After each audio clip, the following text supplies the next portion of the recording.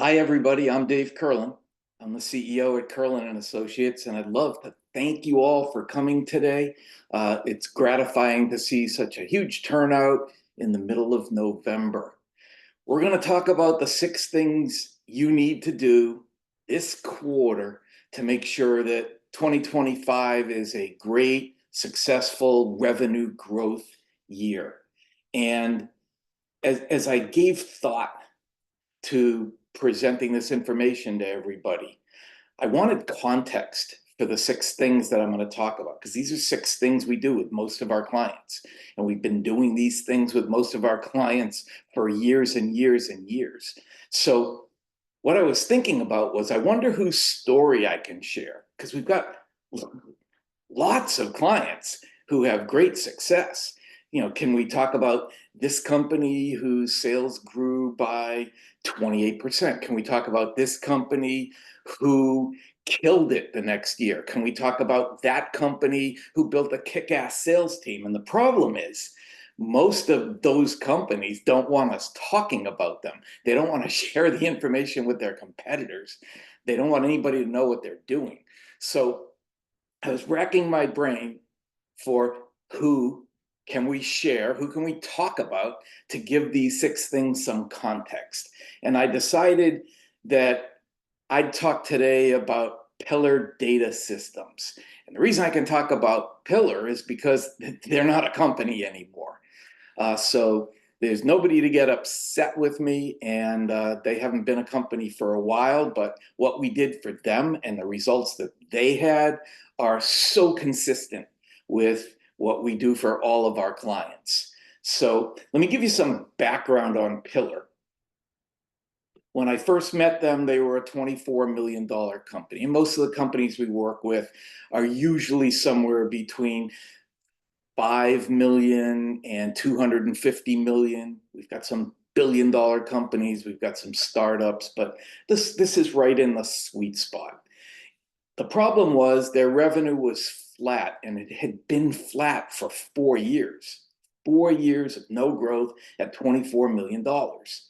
They had a 60-person sales organization, and that was a VP of sales, 6 sales managers, and 53 salespeople. Now, some of you are from bigger companies, some of you are from smaller companies, and size doesn't really matter to us. What matters most is whether we can help. So one of the problems they told me about was turnover. In some of their territories, turnover was running 100%. They also had a quota problem. Only 7 of their 53 salespeople were hitting their number. 7. So it was pretty bad. Most important, though, the biggest problem they had, the most frustrating thing, was they were getting tremendous pressure from the board. And the board chair was Larry Ellison, who had already dished out over $500 million to help Pillar grow, and they weren't growing. So he was getting pretty frustrated. So that's Pillar's situation. Let's compare that to what's going on globally. According to data from Salesforce.com, only 28% of salespeople hit quota in 2023. 28%. So that's even worse than what you've been hearing with the numbers in the like 50-something% of salespeople not hitting quota. 28% hit quota. The rest of the data is from Objective Management Group. And globally, only 28% of all salespeople have strong sales DNA. Sales DNA is the combination of strengths that support a salesperson's ability to execute on sales process and sales methodology and sales strategy and sales tactics. 68% of salespeople have the ability to hunt. They're strong at the hunter competency, but sales managers aren't making them hunt. And a lot of them have gotten lazy with inbound leads coming in. Only 46% of all salespeople are reaching decision makers, and that's a big problem. That this next one is scary as heck. Only 13% have the consultative seller competency as a strength. 13%. I've been screaming about selling this way for 40 years. And my colleagues in the industry, many of them are doing the same thing.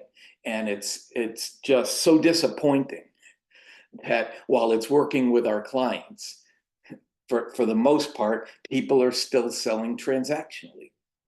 Only 40% have the value seller competency as a strength. Only 27% have qualifying thoroughly as a strength. And this shouldn't surprise anybody, only 5% are strong at closing.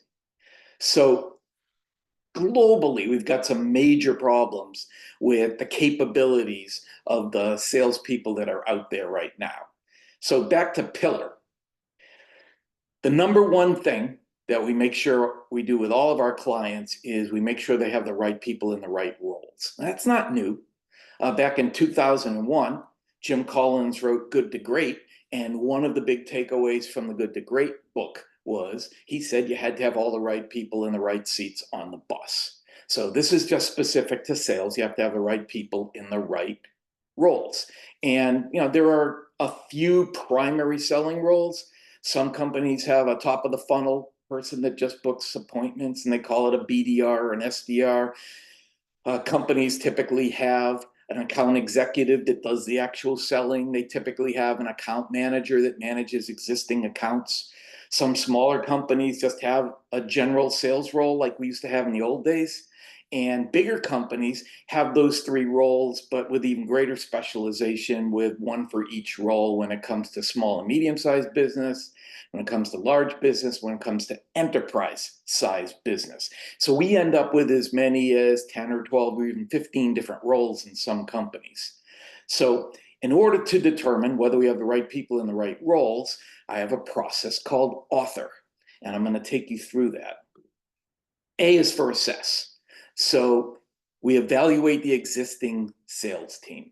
And when we evaluate the existing sales team, among the many analyses we conduct is the role analysis, where we look to see who is most suitable for each of the different roles, who is least suitable for each of the different roles, and who might be able to move from one role to another. And we end up with scores for each person in each of the different roles. We do a sales process analysis. We do a sales DNA analysis, a sales pipeline analysis. And in the pipeline analysis, we're looking at quantity in the pipeline, quality in the pipeline, and whether opportunities are staged appropriately in the pipeline. And they usually aren't. We do a sales management effectiveness analysis, and that relates mostly to coaching. We do a revenue growth analysis, which is how much more revenue can this team be doing and what will it take to get them there. We do a new business development analysis. What has to change relative to the initiative to hunt new logos and new accounts and new opportunities. We do a sales competency analysis. This one's focused on 10 tactical selling competencies, some of which we just went through with those global statistics. We do a bottleneck analysis. Where are deals getting hung up and why? This allows us to put training requirements together. And we're also able to do a coachable trainable analysis where we can determine who would actually benefit from training and use it, who would benefit from coaching and use it, what their individual potential for growth is, and what it will take to get them there. So the assessment analysis gives us a tremendous amount of information. Now, in the case of Pillar, they needed to unburden, which is the U in author. They needed to unburden themselves from almost their entire sales management team. One of their biggest problems was of the 6 sales managers and the VP of sales, all but one sales manager just shouldn't have been in the role. They were that bad. And they weren't doing the things that needed to be doing relative to coaching and motivating and holding people accountable and setting direction and leading by example and recruiting good salespeople. The second thing they had to unburden themselves with were their salespeople. And remember, only 7 of them were hitting quota. They needed to replace 20 of them. So when you're almost wholesale changing out a sales management team and more than a third of your sales team, that's going to create a transition period. And during a transition period, the CEO has to step up and get a little more involved than they might otherwise be. But we set a pretty tight timeline to get the sales management team replaced within 60 days and concurrently be hiring the replacement salespeople over 6 months. So there was coming and going, but every hire was an upgrade. And that was the most important thing. We helped them develop a sales specific, company specific hiring process that would allow them to attract, vet, select, and hire the best sales talent that they could get. We helped them develop a professional onboarding plan, which meant that within 90 days, everybody would be ready to hit the ground running and there wouldn't be any long ramp ups. And most importantly, this isn't something you do one time. I mean, wholesale changes like this might be one time, changing out a sales management team or replacing a third of the sales team. But this process is an ongoing process, and you want to have some bench strength so that if somebody somewhere doesn't work out or they leave voluntarily, you've got people to slot right into the position. So the summary from step number one, having the right people in the right roles, is that they developed a much broader, wider, deeper, more comprehensive understanding of what they had for a sales organization so that they could make more informed decisions about the changes that needed to take place and the timeline for those changes, which allowed them to write a strategic sales plan that had the right elements so that they could finally grow. It allowed them to set proper expectations in terms of what had to happen, when it had to happen, how it had to happen, and what the expected results would be. And then they could execute, and execute they did. So number two, and I'll do a Q&A at the end. So you're welcome to enter questions into the Q&A and into the chat, but I'll take the questions at the end. The second thing that needed to be done in the fourth quarter was sales process and scorecard. So we reviewed the sales process that they had, and it sucked. It was pretty bad. Everybody was pretty much doing their own thing, and nobody was paying attention to what that thing was. It needed to be formalized. Every company must have a formal sales process. By formalizing it, you're stating to the sales team that this is how we sell. This is how we talk about it. This is the language that we use. These are the reference points we use so that everybody is on the same page. There needs to be a choice as to whether the process is going to be generic, off the shelf, or customized. Now, whether generic or customized, our clients get the baseline selling sales process. Somebody I'm very close to wrote that book and developed that sales process. Regardless of whether it's off the shelf or customized, it needs at least 4 stages and no more than 6 stages. It can't get unwieldy and it can't be overly simplified. 4 stages is usually perfect. It also needs to be milestone centric. Typical sales process is going to have 20 to 25 milestones or specific achievements that salespeople have to make throughout the sales process to give the opportunity the best chance of winning. Typically, you're going to have somewhere between 4 and 10 milestones in a stage. The milestones also have to be customer focused so that we're selling in a way that's comfortable for the customer, in a way that they want to be sold. And the sales process that's going to be customized includes your best practices plus sales best practices, and we marry them together, and then we place them in the appropriate stage, and then we resequence the entire process so that each milestone and each stage builds upon itself so that you're gaining leverage as you go through the process. Finally, the last element of a sales process is a predictive scorecard. a scorecard that you can depend on, that when you score an opportunity, a score over a certain threshold, you're likely to win, and a score beneath a certain threshold, you're likely to lose. So you know where to aim your resources, not wasting them on opportunities you're not going to win. The other thing that's important is the custom sales process has to be integrated with your CRM application. I can't tell you how many CRM applications I've seen where the companies are still using the default stages that came out of the box with the software application. Step number three is train, train, train. I can't overemphasize enough the importance of training. Now, today, there are a lot of options for how you get your training, and blended learning works the best. The options are live face-to-face training, virtual training, which this could be, and online self-directed on-demand training. What works best is a combination of the three. Some live face-to-face, a lot of virtual live training, plus either the online self-directed on-demand training supports the live virtual, or the live virtual supports the online self-directed.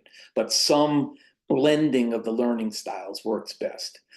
Training should have a minimum of 12 live sessions, but it's really dependent on where your sales team is and what they need for help. Typically, training should last for a minimum of 8 months. If it's less than that, nothing sticks.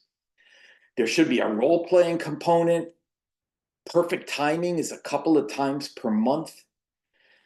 Training should focus on sales process, where if you customize the sales process is formally introduced to the sales team at the beginning of the training, and that remains the theme of the training all the way through the training. And the training is designed to demonstrate the execution of that sales process, where you're always demonstrating what a good conversation sounds like. We talked about sales process. Sales methodology fits right in there, as the methodology is the conversation that's required to move the sales process from milestone to milestone to milestone, and from stage to stage to stage. And then sales managers need to be on a separate track where they're getting trained and coached up so that they can comprehensively coach their salespeople, which brings us to step 4, coach, coach, coach. Some stats. Consistent daily coaching leads to a 28% increase in revenue. Period. It's empirical data. And when that consistent daily coaching becomes consistent, effective daily coaching, the increase goes to 42%. There isn't a reason that anybody can give me why your sales managers shouldn't be fantastic sales coaches every single day. It can't be on a whim. It can't be when it's convenient. It can't be on demand or once in a while. Every salesperson gets coached every day for at least 15 to 20 minutes. That coaching consists of can be a post-call debrief. Not, hey, how did it go? Oh, went good. Great. That's not coaching. If you're going to talk about a call that already occurred, you would be more likely to ask a question like, how did it end? And then you would ask questions as to how and why it ended that way and what led to that. That would be a debrief. A pre-call strategy. Hey, you've got a call coming up with so-and-so later today. What's your goal for the call? What do you think it's going to sound like? Let's play it out. Let's hear what you have in mind. Or a joint sales call, where you're either listening on the phone or riding along with a salesperson, and you can provide immediate real-time feedback. Whichever style of coaching you choose to utilize, there must be some takeaways, some lessons learned. Your salespeople must get something significant out of every coaching session. They must want to come back for more. It has to sound like, oh, that was awesome. When can we do it again? Unfortunately, most coaching sucks so bad that salespeople don't want anymore. And in addition to the takeaways and the lessons learned, there have to be specific action steps, something the salesperson is going to do between now and tomorrow when we talk again, that we'll review when we talk again. Number 5, it's motivate and not rah, rah, rah, rah, rah, let's go. You need to reward them for their efforts at change. We're trying to get them from their starting point, wherever they are today, to some other point where they're better, where they're more effective, where they're improving, where they're generating more meetings and more quality opportunities and more sales for a higher amount of money at a higher win rate. So you reward them for the progress they're making in this change. And you reward them for KPI achievement and for new business that they bring in. Notice on the list is not revenue, because that's not fair. The salespeople with the biggest accounts, the best accounts, the most established territories are always going to win the revenue contest. Your seasoned account managers are going to win revenue contests. You want to reward for new business that they're bringing in. And step 5 is accountability. You're going to hold them accountable to whatever daily activity is required to meet the new meeting goal, which drives the new sales goal. Hold them accountable to whatever metrics and KPIs you have in place. CRM compliance. CRM is a good thing, especially if you have a good CRM application. But when salespeople aren't using it every day, you don't have real-time data. And without real-time data, the CRM is almost useless to you because you're looking at shit that isn't real. You're just looking at a whole bunch of fictional data that was obsolete weeks ago and months ago, and the most relevant recent information hasn't even been put in yet. So CRM compliance should be a big part of accountability. And there need to be consequences. Consequences. So I'm going to pause here, and we're going to do a Q&A. So I think some questions are already coming in. If you're not going to stay for the Q&A, if you don't have any questions for the Q&A, that's fine. If you wish to reach out, if you want to request the slide deck, if you want to request the recording, if you have some questions, you want to discuss your own sales team, you can reach me and someone from the team will get back to you. But now I'm going to answer questions because I want to help apply these things to your sales organization. So Jason says, thank you for your insights. What book can you recommend for coaching and motivating salespeople? Great question, Jason. Salesman, the person who I think wrote the best sales management book is Keith Rosen. I forgot the name of his book, but if you look up Keith Rosen, Sales Management, I'm sure you'll find his book. Also, if you read my blog, Understanding the Sales Force, there's 2,000 articles there. 1,900 of them are on managing and leading the sales force. You'll find everything you need on coaching and motivating salespeople in those articles. What else do you have for questions? Okay. I have one from Ed, and Ed wants to know a little bit more about the coaching. He'd like me to elaborate on the coaching. So why is coaching so important? Salespeople take the path of least resistance. Salespeople tend to do as little as possible. We have 5% or so that are really, really, really strong, and another 15% that are pretty good. And they'll do what they have to do. They'll do what they need to do. They're mostly money motivated.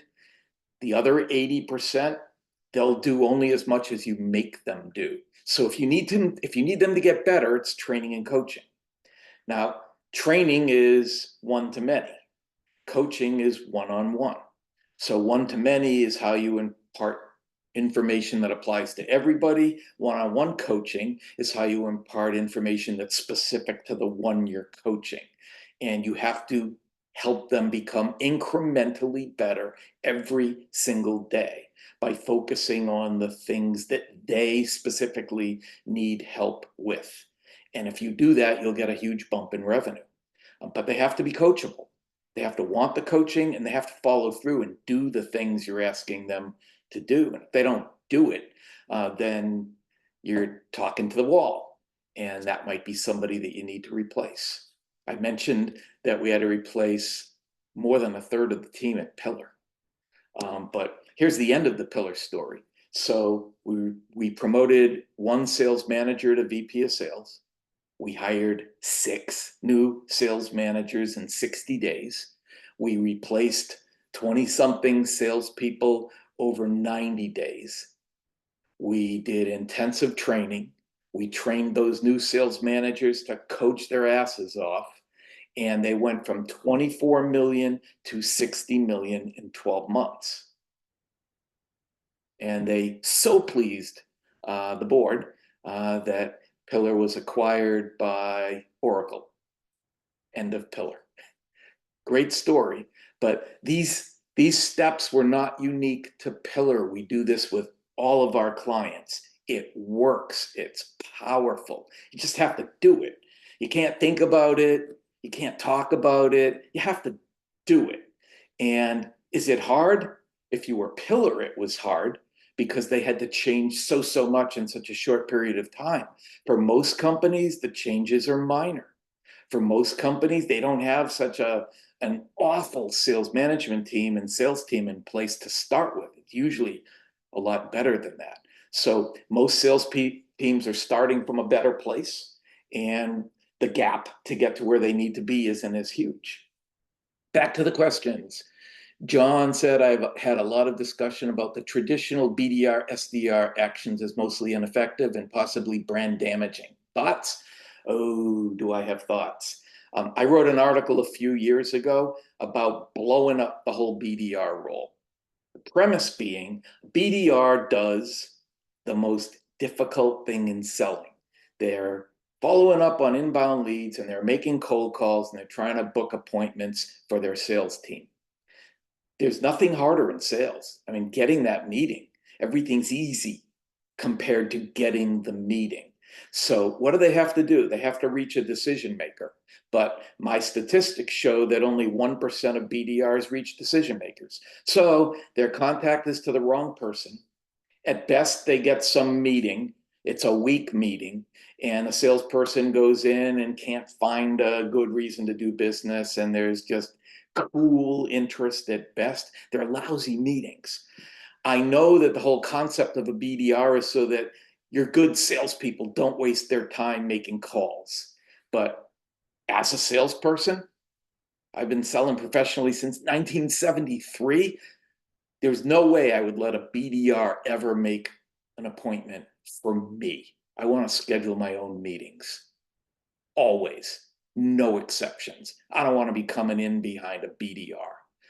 So I believe we should just blow up the BDR role and go back to having salespeople make the calls. And it doesn't have to be a waste of time. There are companies that can make those calls much more efficient. And you can reach out to me if you want to name one of those companies. Jill says, can you expand on what you mean when you said consequences if the team is not meeting the KPIs or using CRM? Sure. Consequences are penalties. Okay. And so what would hurt? I mean, I like baseball, so I use 3 strikes. Strike 1, it's a warning. Strike 2, it hurts. Strike 3, you're out. And if everybody knows that these things are conditions for continued employment, there's no vagueness to that. They don't have to figure out what you're talking about or how long they have to fall in line. You warn them the first time, you only have 2 strikes left. The second time, you hit them where it hurts in the wallet, something impacting compensation, and the third time they're gone. And if you're working from a scarcity mentality, oh my God, I can't let them go, then I'm gonna have to hire a replacement, then you're screwed. You're never gonna get anything to change, especially with that first termination. That sends the message that gets everybody in line. Christian says, I coach in the moment and also have regular one-on-ones. What is your recommendation for a good cadence on one-on-ones? Weekly, bi-weekly, daily, always daily, every single day. Now, what's the ideal number of salespeople that you're managing? 6, 8 at the most. But I know there are some who lead sales teams of 10, 15, 20. And there's no way you can coach everybody every day when the teams are that unwieldy. But if you got 6 or 8 salespeople, you can find 15 or 20 minutes for them every day, especially since that's your job. Coach up your salespeople. Joe said, how would you go about encouraging, suggesting books or podcasts or alternative learning for salespeople without making it seem like homework or some ridiculous request from upper management? Great question, Joe. Depends on who's paying. If you're asking them to seek training and pay for their training, uh, good luck. Those who have a growth mindset and want to improve will probably do it if they can afford to pay for their own training. If you're paying for it, you set it up as an incentive. You incentivize to attend the training. You find the training. You tell them which training is available. You tell them which training you'll reimburse for. You tell them what they need to get from the training, and you reward them for attending and implementing change.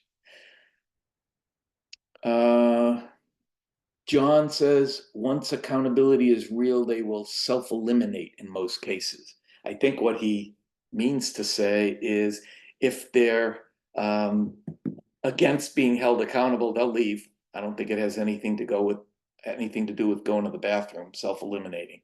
But I think they'll voluntarily terminate.